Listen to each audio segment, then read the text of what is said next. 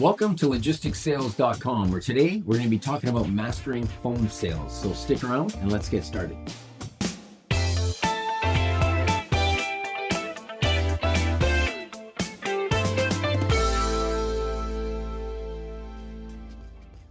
Hey everyone, welcome back to logisticsales.com, where today we're going to be still on our segment of mastering phone sales. And today's topic, we're going to be talking about establishing your pitch. I'm your host, Dean, and with me, as always, are my co-host, Damon. Hello, hello. And Gail. Hi guys, happy to be here.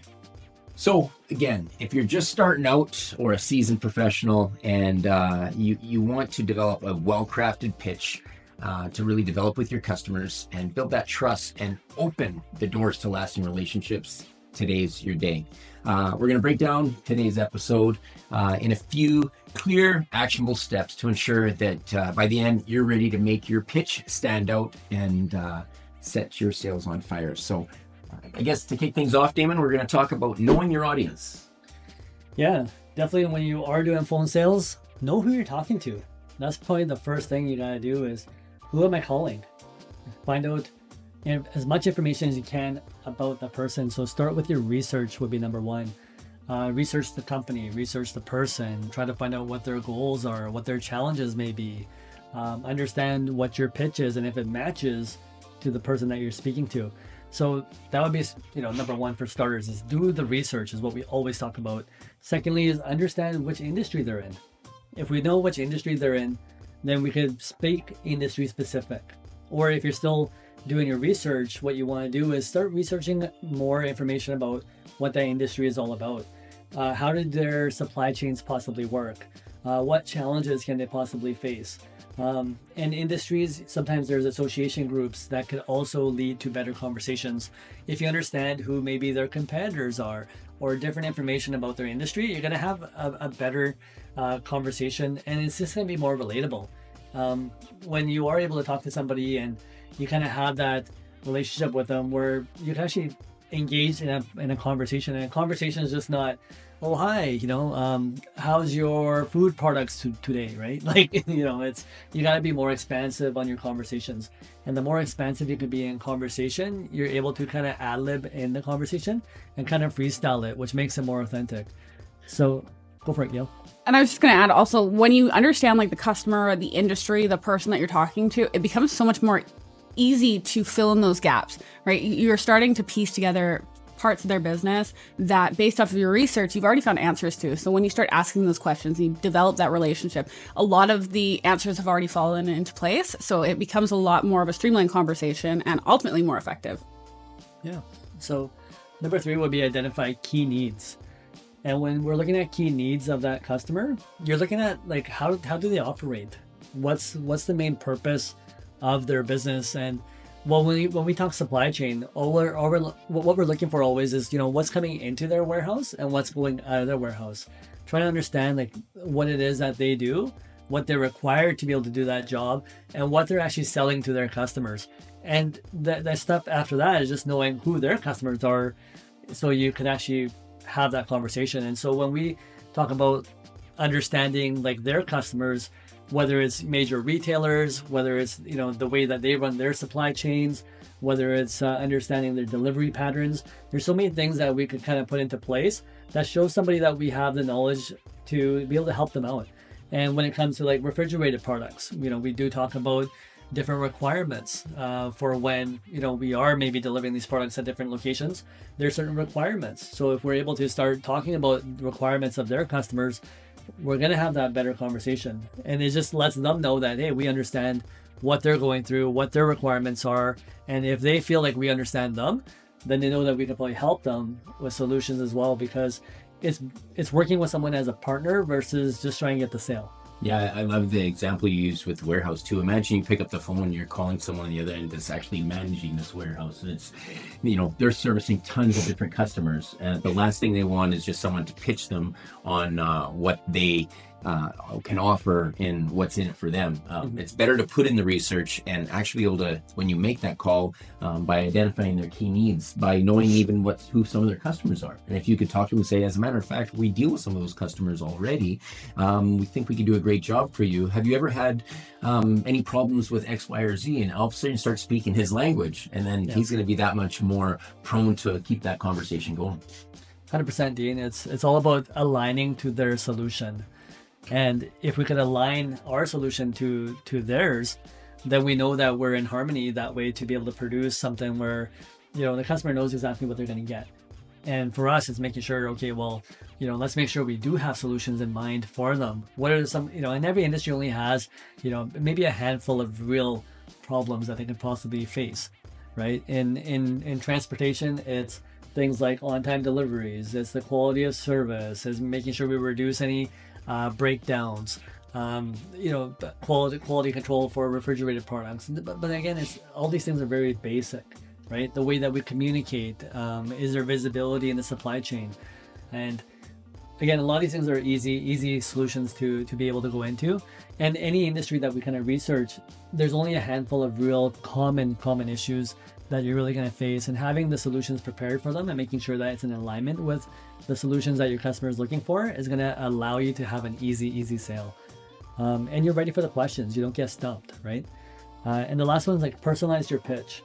So again, when you are equipped with different information, you're going to have a lot more tools in your toolbox to be able to come out with and be able to give them a lot of different verbal solutions. And again, it's being prepared. You don't want to go into a major repair job with only one tool in your hand. The more tools you have in your toolkit, you're obviously going to be able to find multiple solutions for or make sure you have at least one solution for what they're looking for.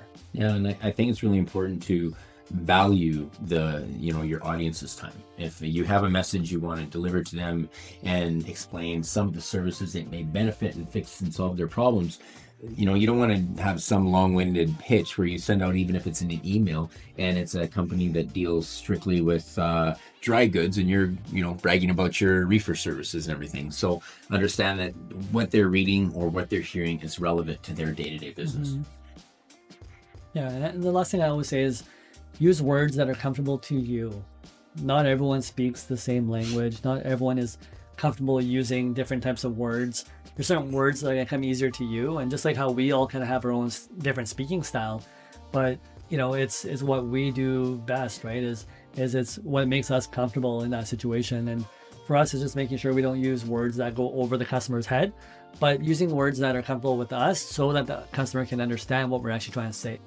Awesome, Damon. And truthfully, if you follow these steps, it's really going to help you prepare and deliver that pitch, so your audience will receive it.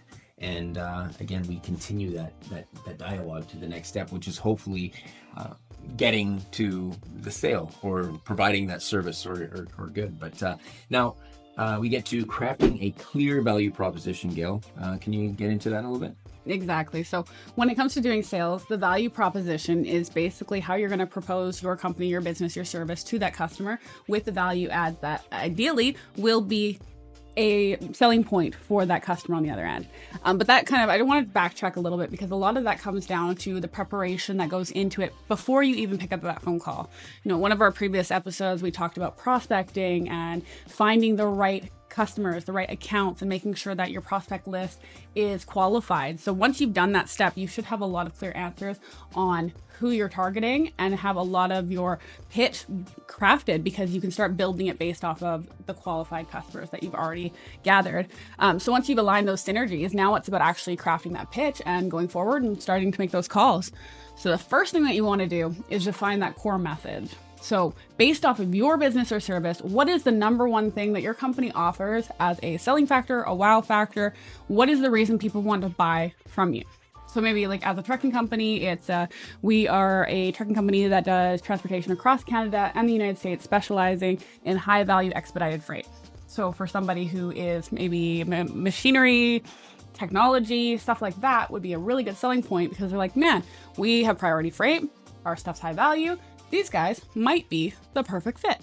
So it's crafting that pitch and making slight adjustments based off of who you're talking to make sure that it's going to resonate with them on the other end. The next is going to be focusing on the customer's needs. Again, that's that research component. You should go into that conversation having a basic understanding of potential pain points that they may be experiencing.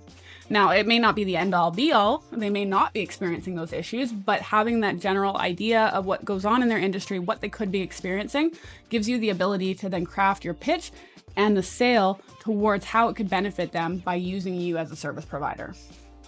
Great points, Gail. And you mentioned about doing your research. And even if you're talking about the customer's needs and perhaps it's not a problem they're experiencing right now, but you have some experience about potential problems they may have, by talking about those, you really add that much more credibility to your pitch. Exactly. And that brings us into the next step, which is basically just keeping it simple and keeping it direct. You don't want to overcomplicate it. Damon talked about it a little bit. Use simple language you're comfortable with, but also language that they are comfortable with, because you don't want to overcomplicate things. If you start going in with a sales pitch where you're like, our profit margins are here and we're turning out this much of success rate for this customer, it becomes really convoluted and confusing, especially in those initial conversations. So keep it very simple to what you offer, how you could be of service to them, and then go from there. You can then dive a little bit deeper during future conversations, start talking about ROIs, etc. as needed as those conversations kind of advance. But those first few need to be simple, they need to be direct, and honestly quite basic. Otherwise, you're going to lose your message along the way. That brings me into my next one, which is examples and metrics. So while we do want to use examples and metrics, using smart examples during those beginning stages are extremely important. One of our favorite to use are personal stories. So it could be stories of other customers that are similar industries and have had good service experiences where they're very happy with the service. And you can share testimonials. You can share experiences of how you saved the day. Maybe there was like a shipment that got delayed and you swooped in and rescued it and got it there on time. So using those live stories are honestly more impactful than saying, we have a 98% on-time delivery rate and we're the best carrier in town, because there's no validity to that. Stories have an essence to them. They have credibility to them. So realistically, stories are going to be the number one kind of way you're going to share how you can do the service for that customer and what it's going to mean to them. Yeah, and when we talk about metrics, something I like to do is provide those visuals to the client and let them really see like a history of our service and experience. So whatever you can kind of relate to show different parts of what you want to highlight to that customer. So typically when I am showing my visuals, what I'm trying to do is highlight, okay, here's all the experience that we have delivering to similar customers. Here's our metrics for maybe on-time deliveries. And indirectly what I'm trying to do is plant those seeds to show that story that, hey, if you choose us, this is the type of service that you're going to expect. And you expect, this great outcome of continued long-term relationships with your future clients. And so I'm always trying to sell that story to them to show them like, hey, you know what?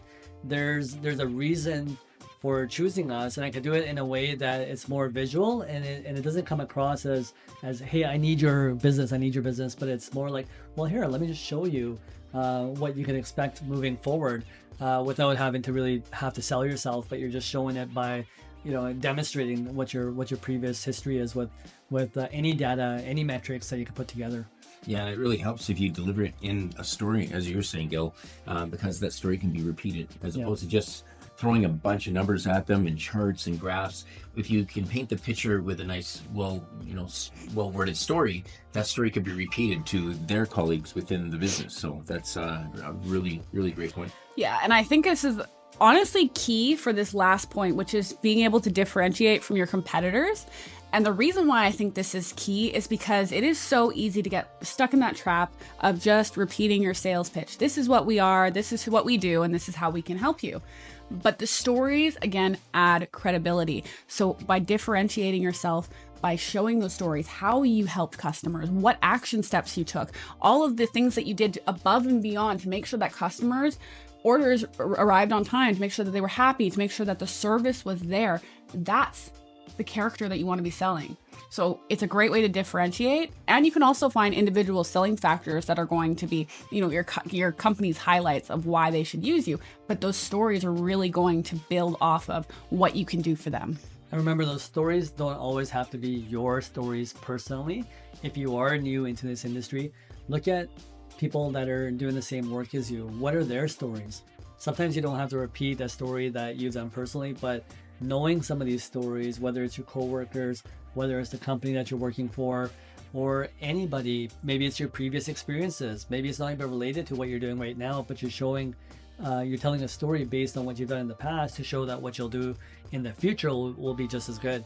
And again, it's just people want to know that when they're talking to somebody, that there is some sort of level of understanding and experience there for them to be able to build that trust to want to work with you. And stories are again, a great way to do that. Yeah. And I think by sharing stories, it's a way to ensure that your pitch is going to be memorable, it's going to have an impact, and it's going to resonate with that customer at the end of the day. And that's where we start to build relationships and ultimately make sales. Right. And for that pitch to be truly memorable, you want to structure it for maximum impact. You want to grab the listener's attention right away. You picture somebody, throwing a surprise party for somebody. What does everyone yell when you walk in the room? They all yell surprise, and you've got their attention really quick. And it's the same thing here when you're structuring your pitch. You want to start off with a hook, something that's meaningful, or something that the listener can relate to. And you grab their attention right away, and then you go in and start talking about things. You want to outline those key points in order. By doing that, again, you're explaining that you're very well versed, you understand their business, and as you start listing these relatable points, you not only grab the listener, but they realize that you're maybe the man or the woman for the job. And again, it starts that connection early off, and that's really important. And that's why having a really impactful pitch is so crucial. And we talked about the story. Go ahead. Yeah, I just wanted to hop in there and just say, and while we want it to be impactful, it doesn't need to be complicated. And that's really important. You want to make it simple. You want to make it easy for you to follow and for you to repeat over and over and over again. So make it impactful, but don't overcomplicate it. And my hook is usually in the form of a question, and it's something very simple like, do you happen to ship your products across the Canada or the United States? It doesn't have to be that crazy. It's as simple as that. Or, if there's something happening currently in economic news, I'll be like, hey, are you currently being affected by so-and-so, fill in the blank? Yeah. Yeah. There's so many different types of hooks that you can use. Like one of my favorite ones is, hey, we work with a lot of the other companies in your neighborhood and would love the opportunity to work with you, because it gives that familiarity. It's like, oh yeah, the guys next door to us, they're working with them, so maybe they're a good option for me. So there's so many different ways that you can use it. It's literally all you have to do is pick up on one little thing in that research component where you're like, I'm going to use this and I'm going to build it into my hook. Yeah. And the purpose of that, when I use a question is what I'm trying to get them to do is to start opening up. And, based on what they say next, I usually have about 3 or 4 different type of responses based on what they say. If they say, oh, sorry, I'm not being affected by this, maybe I have another follow-up question. If they're saying, oh, yes, I am, and then I'll start going into maybe, I'll start fishing for more information, right? And I'll do that by maybe making a statement of saying, oh, well, hey, well, we provide this and this type of service. Or, give them a couple different solutions for some of the potential problems that I think that they may have. But I'll start leading them into that conversation to start opening it up even further. And sometimes it's just even to qualify the person and just see if they're even the decision maker, or have it move on to the person that might be handling that department. Yeah. So, we pour so many different ingredients into that pot for the perfect pitch. And, we've talked about the research. I think timing is also really important, because you want to be able to contact them, especially if you're coming from a place of service, when there is a need. We've been able to share stories with potential customers that have become customers through past experiences where, dealing with an issue, say a labor issue, and you're reaching out to a customer that is currently dealing with that. And, we just happen to have an experience in helping somebody else with it. If you start telling them what you were able to do for them, now all of a sudden they see the solution that you can help, with their current issues. And then, by the time you're done, when they're off the phone, they're running into their colleague or their boss's office saying, I found the solution, and that's really important. And that's why the research and the timing and having that perfect pitch individualized for every listener is so key. And I think one other point that sometimes is overlooked, and a lot of people focus on the features as opposed to the benefits. And I think it's really important for people to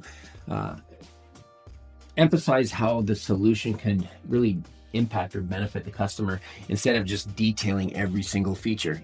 Especially if they're dealing in a crisis, or they're super busy in this really busy warehouse with all kinds of people coming in and out of their office. They don't want to hear about every feature. They just want to know, what can you do for me? And if you can do what I need you to do, let's talk some more. But you don't have a whole lot of time to get that person's attention. So that's why your pitch has to be perfect. And again, above all else, you want to have a strong closing. You want to end with some kind of takeaway, something super memorable that's going to leave them wanting more and continuing the conversation down the road. So, yeah, I think it's important to keep in mind too that if you're new to sales, and maybe a lot of our audience is new to sales, and you're just trying to figure things out. I know we're quite far along in our course now, but always keep in mind that you don't always need the answers right away, but it's important that you're able to get those answers for your customer. And sometimes it's a good learning opportunity. If you don't understand something that someone is asking you, make sure you take a good notes. Make sure you write it down, and you just don't leave it to get into that situation again. But the continuous process of learning how to do sales and becoming better at sales is taking anything that you don't understand and starting to research it. Ask questions, right? Ask your peers, ask your boss, ask whatever product or service that you're offering. It's about learning as much as you can about that, so that if that question gets popped up again in a conversation, you do have an answer, and it comes across very easily for you next time around, because you take the time to study and do the research. And so that's where the continual process is always important. So the pitch doesn't have to be perfect the first time around. You don't even need a pitch first time around. You just get out there and just practice it and see what type of questions you get asked. Yeah. And then it's fielding those questions and saying, okay, here, let me come up with some responses. And for me, it's always that, let me figure it out. Let me get better. Let me not, feel like that next time I'm in the same situation.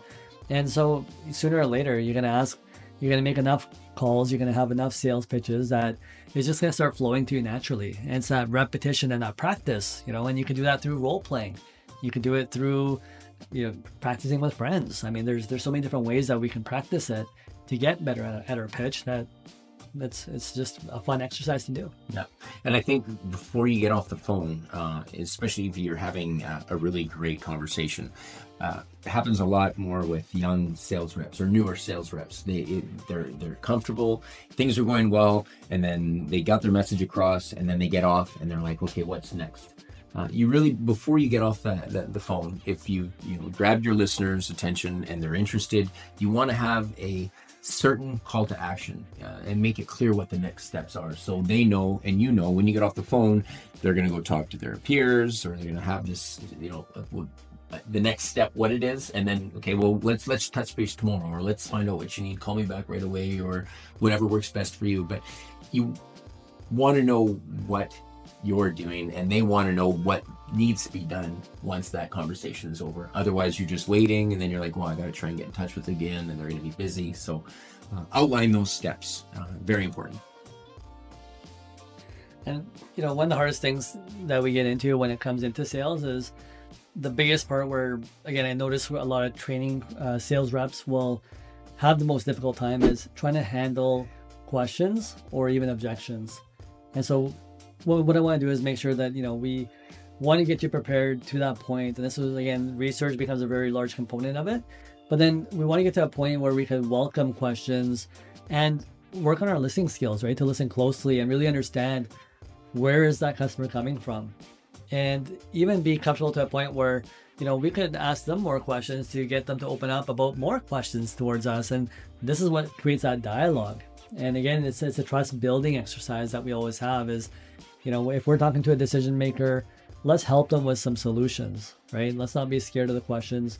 Let's get to a point where we understand, again, those objections that can come up, and be ready for them, right? As a sales rep, you want to be ready for questions. You want to be ready for those objections.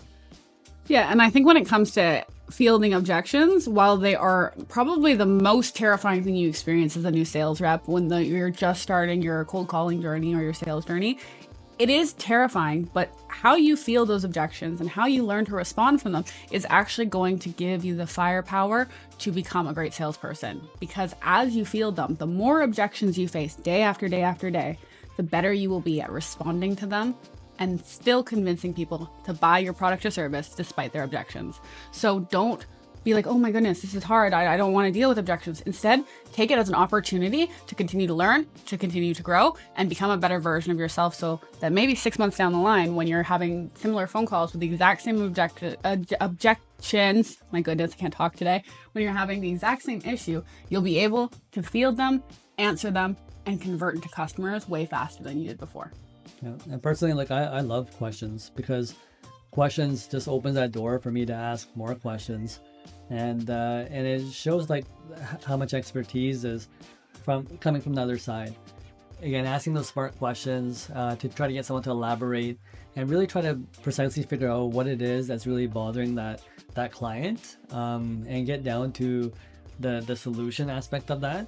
Again, it's important for us to really kind of hone in on the questions that they have and make sure that we really understand what they're really saying first.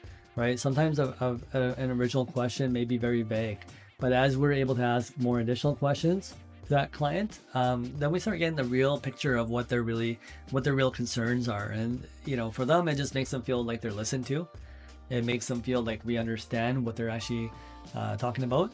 And the more that I get to practice those questions with people, the more comfortable I get as a sales rep. And if I'm comfortable, now the other person on the other side starts becoming a lot more comfortable too. And again, that's all that rapport that we're building back and forth. Something that we also want to do is kind of reinstate some of those solutions, reinstate some of those key benefits that we're able to offer that client.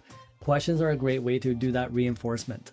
And I love it, because you get to repeat a lot of the solutions that we have. And because you're like, oh, okay, well, yeah, we understand, a lot of our clients ask us similar questions, or, here's a couple of examples to do the storytelling and everything else. And every time we're able to tell a story or answer a question, all we're doing is reinstating those key benefits that we have to be able to show the customer, like, yeah, we got you. We're going to take care of you. We got this for you.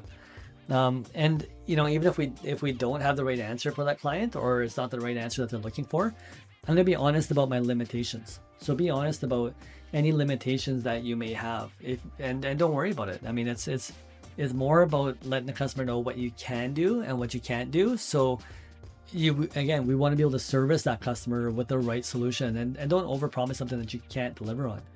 And I would just go one step further on that as well. You also want to be able to use that to disqualify prospects, and to do it as quickly as possible. Because when you're making those initial phone calls, if somebody, for example, let's say you're a full truckload carrier and the person says, yeah, I only ship 1 or 2 pallets a couple times a month, right off the bat there, that might be a disqualification for you because they don't fit the context of your business.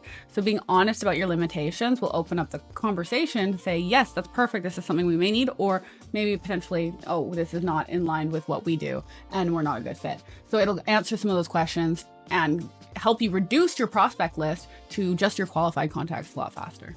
Yeah, and that's a perfect example, Gail, because when you are able to admit, this is not my specialty, or maybe this is not something that I can do for you, again, that reinstatement gets you back into that pitch.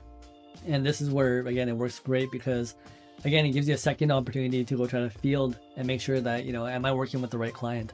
Can I plant those seeds to have this client work with me in the future? And when someone has that objection about, sorry, I only ship, LTL or et cetera, and we're doing more truckload shipments, I'll reinstate what we do as a specialty, and I'll say, oh, hey, you know what? Yeah, you know what? If it's just LTL, sometimes we do that for our customers on occasion, and we'll ship it expedited. So if it's really an emergency to move that 1, 2 pallets or 3 pallets, sometimes people will ship it as a truckload. And they'll pay that money to have it delivered, because the service is more important to them than the actual commodity. And so, if it's an assembly line, like we talk about doing auto part deliveries, if that supply chain breaks down, there's a huge impact. There's hundreds of employees that are waiting for maybe one part to keep the whole assembly line going. What's that cost to that customer, and are they willing to pay to actually have that solution? And so you just never know, right? It could be a project for a house. If you have, a major project going on, and the delay of one piece of that building is going to delay that project by another week or a couple of days, that's thousands of dollars, could be hundreds of thousands of dollars, depending on how large that project is. And so people are willing to pay for those solutions. And, you know, for me, it's like opening that door for truckloads and saying, hey, you know what, this is what I want. And I always say that if we're very clear on the solutions that we provide, then we align with the right customers to be able to provide that service for them. And I see this a lot of times with sales reps is they'll waste a lot of time in, you know, getting what they don't want and trying to service what they don't want, and they get away from the niche that they actually do provide, that they'd be really good at providing. And so again, if you're feeling scattered in your sales process, think about what your alignment is. Are you aligning with the right service that you're offering, or are you always going sideways and running, you know, 10 different directions when you should be only running one? Yeah, and I think that all kind of falls back over into how we do our sales as a whole. You want to make a lasting impression. You want to be organized. You want to be strong and confident in those conversations. So that's our last point, which is going to be making a lasting impression. So we talked about how to do the pitch, how to do the research, how to really sell it to your customer, but this is how you're going to make that impression. And this is personally my favorite part, because this is where you get to bring out that individuality and really let yourself shine. So the first one is summarizing key points of that conversation. This is a really, really effective tool to keep your own thoughts organized and keep proper notes for future follow-ups as well, but also to repeat what the customer is saying back to them is a great way to reinforce. So I understand this is what you need, this is how your business works, and this is what we offer, and this could be an alignment for us. By repeating that back to them, you're reinforcing it to the customer, and it's going to build that trust and that stability for potentially future business. The next one is expressing genuine enthusiasm. I believe for people that really do love sales, it's not a challenge to do, because salespeople love to interact and communicate with people. But at the beginning stages, when it's a brand new relationship, it can be difficult. But bring that enthusiasm. Come with a smile on your face. Come with high energy. Match their energy. You want to be the person that they're like, man, I really enjoyed speaking to Damon. You know, he was such a great guy. You know, I had such a nice conversation with him. Or, man, that Dean guy, he is awesome. He was, you know, he knew exactly what I was thinking. That is the kind of impression you want to have in those conversations. And again, you will not hit all of them. Sometimes you'll have a rough call and you'll be like, oh, that was not what I was going for. But it's how you get back up and continue forward.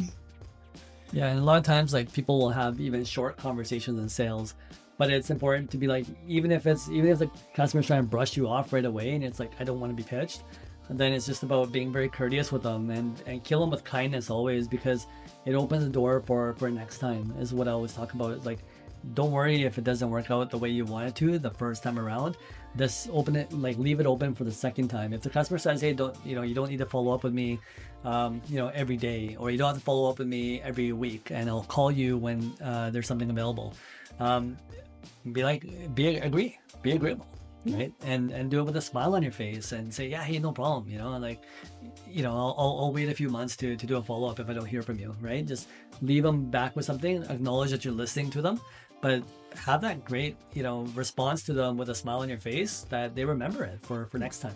And I think really that's the key, is making sure that we listen to them. When we're talking to those customers, if they say, hey, give me a call back in 2 weeks, you don't want to be picking up the phone and calling them back in 2 days, because that basically doesn't align with the integrity and that honesty that you were trying to build in the first place. So make sure you're listening to them, follow their instructions. It really does honestly add credibility to you as a salesperson. The next one is offering additional resources. So this could be anything like providing testimonials from customers.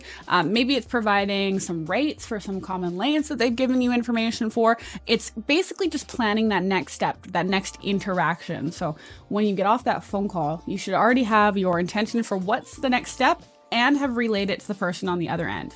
And as Dean mentioned earlier, it can be as easy as saying like, hey, I'm going to check back in with you in a week and see where you're at.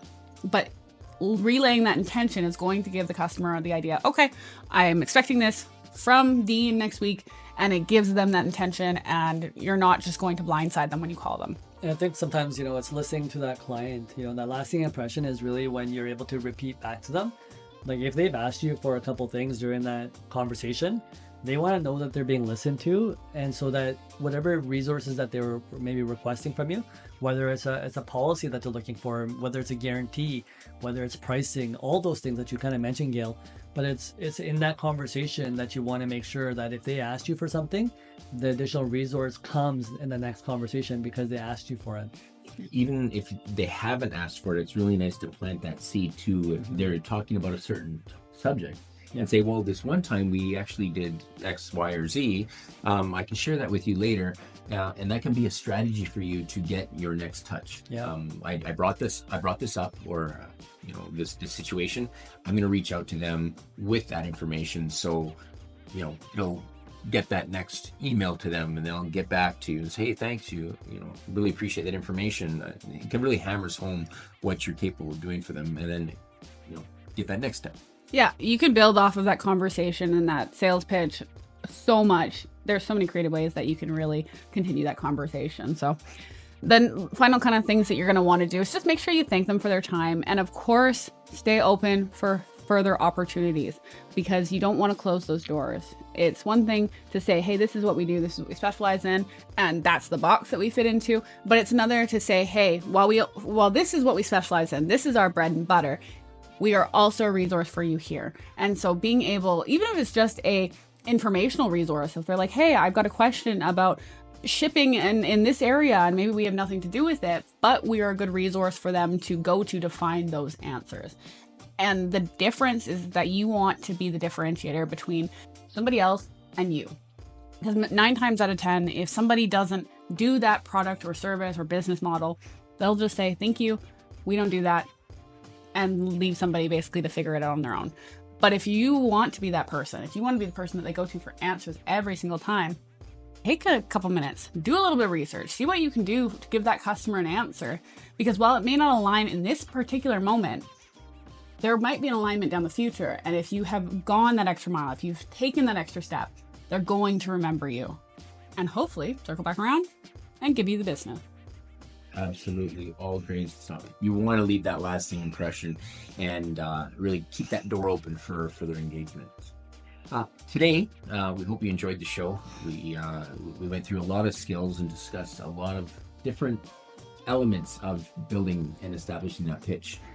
We hope that'll help you build yours and open the door to many more relationships. Remember, a great pitch is going to start with understanding your audience. You want to present a clear value proposition, and you want it structured. You want to use an impactful pitch that's going to leave that lasting impression, and you want to practice it over and over and over until it feels comfortable. So whether you're dealing with new clients or just building a stronger relationship with the ones you've got, keep refining and working on your pitch, and before you know it, you'll have it down pat, and it's going to help you along the way achieve the success you've always dreamed of. And we hope you enjoyed the show. And until next time, we wish you all the best, and stay tuned for our next episode where we're going to be going over the art of listening. So until then, take care and happy pitching.